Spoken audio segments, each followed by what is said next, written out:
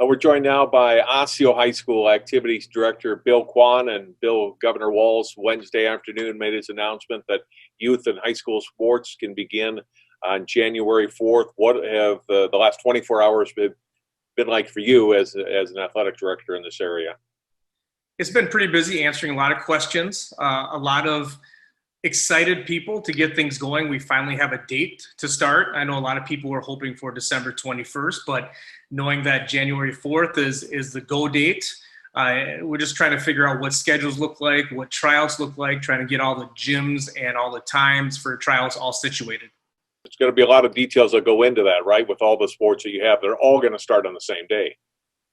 Yeah, it's going to be interesting trying to follow all the COVID protocol. You know, we have 9 basketball teams for 3 courts, and how do we manage that? And how do you make sure that everybody stays in pods and doesn't cross and stuff like that? And we have 2 hockey teams on 2 rinks, trying to figure that all out. So just trying to make sure we're all have a good time frame for everything, but also keeping COVID safe along the way.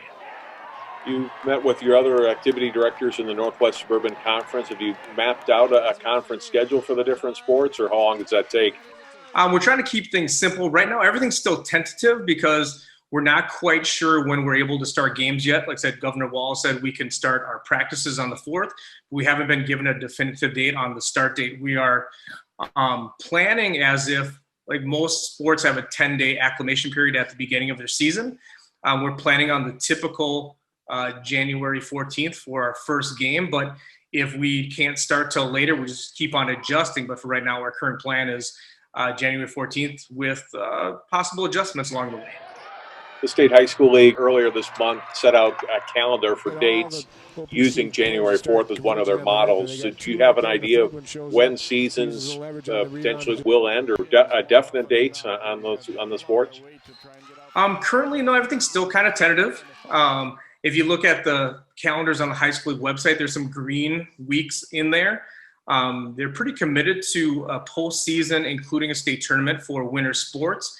So currently what they're doing, they're trying to lock down venues and dates for state tournaments. So because that isn't done quite yet, we have to flex and wait a little bit to see what the end of the season will really look like. But the good thing to know for winter sports is they're really looking to try to have that state tournament. What's next for you?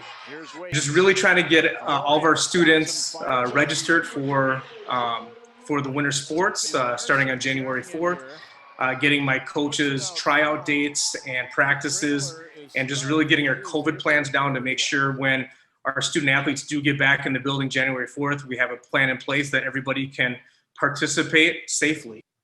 There's a lot still to be done, but I'm sure there's a lot of excitement that, oh, okay, now you have a date, right? And now we can go forward. Yeah, there's a lot of work ahead of us, but at the same time, there's a lot of energy, positive energy around knowing that we have a date in front of us that we're all going to start as soon as Governor Walz put it out there. I had all my coaches calling and emailing and texting me about what they want to do and where they want to go and how they want to get it done. So my coaches have been meeting virtually with all their teams. So the connection's there. So everyone's just itching to get going, and we can wait 2 more weeks, and we'll do this safely and get everybody participating. Bill, thanks for your time. Happy holidays. We'll see you in the new year. Thank you very much.